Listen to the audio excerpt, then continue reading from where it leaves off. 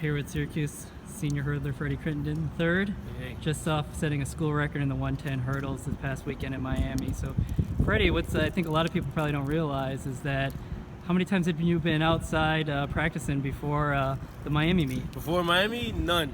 Okay. I haven't practiced outside at all this year before Miami.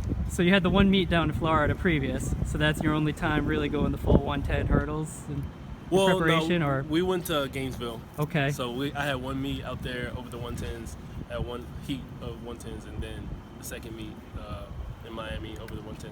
So I think people understand that a lot of the guys that you're competing with have been outdoors for weeks, months, maybe prepping over the distance. And as a hurdler, what's the sort of impact when you're trying to adjust from going to working out inside to trying to get your rhythm over the full 110?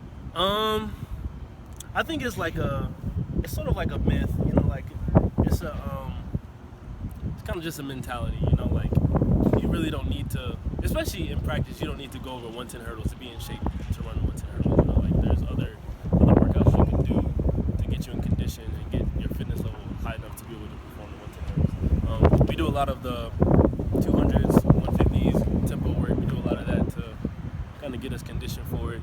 And then we also do a lot of Tony Lee drill. It's like a cramp spacing hurdle technique where we can do like up to 8 hurdles or something like that to get the rhythm down and everything. Okay. So you really don't need to go out there and be on 110 meters to prepare for it, right?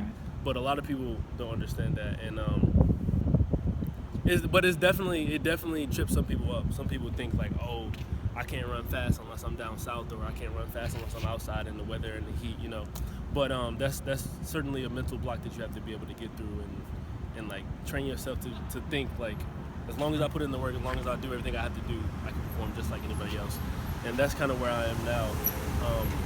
And that's something we're trying to impose on some of the younger athletes that we have. You really don't, because we're essentially all doing the same thing. We're doing the same thing as the schools down south, but they have the sun, and it just seems more appealing to be down south. But as long as you have the mentality to compete with anybody, you can compete with anybody in the world, whatever situation you have, Well, obviously you competed well, number 3 time in the world right now, and Yeah. best of luck the rest of the way. Thank you. Thanks, Kevin.